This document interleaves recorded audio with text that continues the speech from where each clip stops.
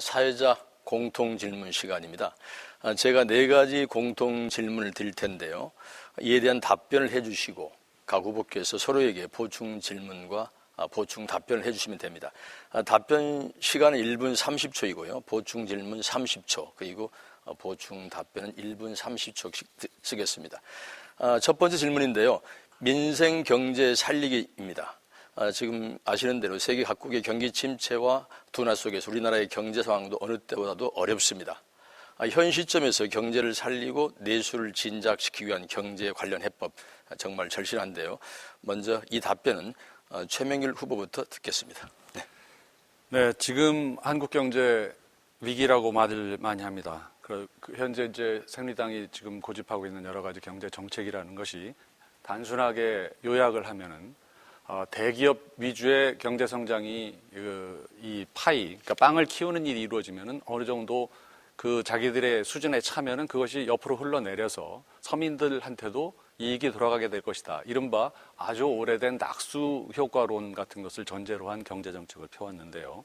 그런데 현실은 어떻습니까? 사실 대기업들이 20대 대기업들이 자기들이 번 돈의 대부분을 투자하지 아니하고 사내 유보금을 유지하고 있습니다. 결국은 이런 경제 정책을 8년 넘게 이렇게 시행을 하다 보니까 우리가 확인한 것은 대기업의 욕심은 한이 없구나. 그리고 어느 정도 채워지면 밖으로 흘러내리는 것이 아니라 대기업의 욕심의 저수지는 끝도 없구나 하는 것을 확인한 그 시간이었다고 봅니다. 그래서 이제는 그런 낙수 효과론의 현실적이지 않은 경제 정책을 유지할 것이 아니라 이른바 공정한 그 경제, 그리고 이른바 경제 민주화를 통해서 서로 상생할 수 있는 경제 토대를 가지고 새로운 경제 철학을 가지고 접근하는 것이 우리나라 경제를 살릴 수 있는 가장 옳은 방향의 전환이다, 이렇게 저는 생각하고 있습니다. 네, 최명길 후보의 민생 경제 살리기 해법이었는데 이번에는 우리 이래엽 후보의 답변 듣겠습니다. 첫째로는 그 중소기업 적합업종을 확대하여 중소기업과 대기업이 모두가 잘 되고 우리나라 경제가 선순환되는 구조로 만들어야 합니다. 그 제과점이라든지 빵집, 영화관, 커피점 이런 일반 그 자영업자들이 해야 될 부분까지 그 대기업들이 전부 다 하고 있습니다. 그래서 그렇다 보니까 일반 자영업자들은 그 설 곳이 없고 아주 그 도산 위기에 있습니다. 그 대기업들은 이러한 업종들은 중소기업 적합업종으로 중소기업에게 넘겨주고 초대기업들은 한국의 미래를 책임질 수 있는 인공지능 개발이라든지 우주개발, 전기자동차, 바이오 산업 등 대규모 투자비가 소요되는 사업에 진출하여 장기적인 한국 경제의 성장 동력이 되어야 한다고 생각합니다. 둘째는 초대기업, 대기업, 2차 하청기업, 3차 하청기업의 임금 격차가 초대기업이 100이라면 일반 대기업은 56, 2차 하청기업은 34, 3차 하청기업은 25로 극심하게 불공평하게 되어 있습니다. IMF 당시에는 중소기업 임금이 대기업 임금의 70% 정도가 되었습니다.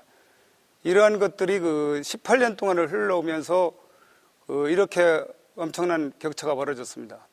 이러한 격차를 IMF 당시 수준으로 네.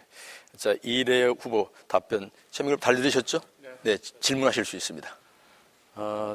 저는 이래엽 후보께서 제시하신 이른바 이제 중소기업의 고유 업종이랄까, 중소기업에 맡겨야 되는 업종이 특화되고 그 권리가 보장돼야 된다는 이 말씀에는 전적으로 동의를 합니다. 그런데 그러면은 그런 것을 어떻게 보장할 수 있을까? 그거에 대해서는 어떻게 정부나 기업이 어떤 조치를 취하고 어떻게 행동해야 된다고 생각하십니까? 또 그거를 자율적인 규제에 맡길 경우 대기업이 잘 그런 영역을 존중해주지 않기 때문에 그럴 경우에는 어떻게? 네, 좋습니다. 네, 답변 부탁합니다.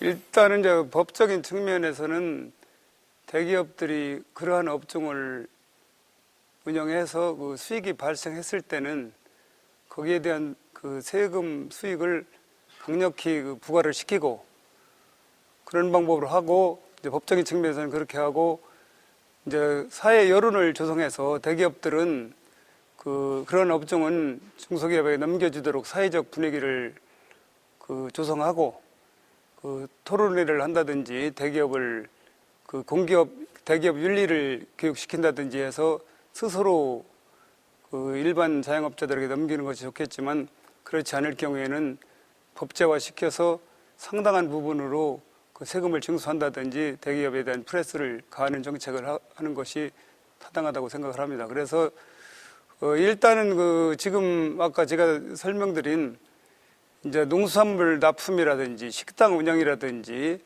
그 영화관, 뭐 커피점, 뭐 심지어는 농수산물 수입도 대기업의 이름으로 하지 않고 대기업에 납품하는 그 회사의 이름을 빌려서 이렇게 위장되게 수입을 하고 있고 그래서 더 파렴치하게 되고 있는데 이러한 부분들을 세밀하게 조사를 하고 해서 그 법제화시키고 또 여론을 조성해서 대기업들이 스스로 그 국가 전체적인 미래적인 일에 투자하도록 유도를 하는 것이 좋다고 생각합니다.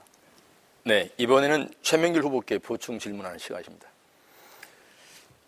그 최명길 후보께서도 그 저희 그 민간 자영업종의 확대에 공감하신다고 했는데 그러한 업종으로는 대략 어떤 것들이 있다고 생각하시는지 생각나시는 게 있으면 말씀해 주시기 바랍니다.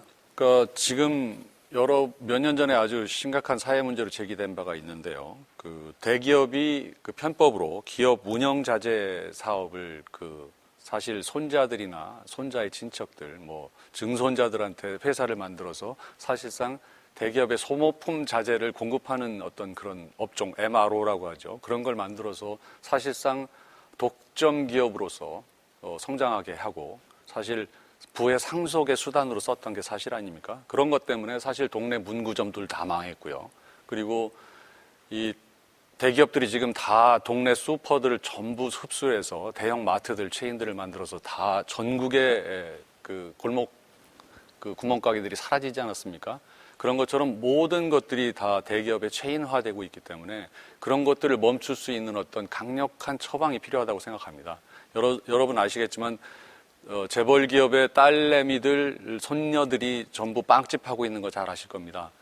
그런 것들이 동네 제과점을 죽인 지가 너무 오래됐습니다. 그래서 우리 주변에서 늘 익숙하게 보던 것들을 대부분 다 재벌 기업들의 손녀, 손자들이 하고 있다는 사실에 여러분들이 인식을 하고 그런 것을 어떻게 원상복귀시킬 것인가 하는 것들을 생각을 하셔서 저희 정치인들에게 강력히 요구를 하시고 그래야만 법제화가 가능해진다고 생각을 합니다. 네. 자, 이렇게 민생 경제 살리기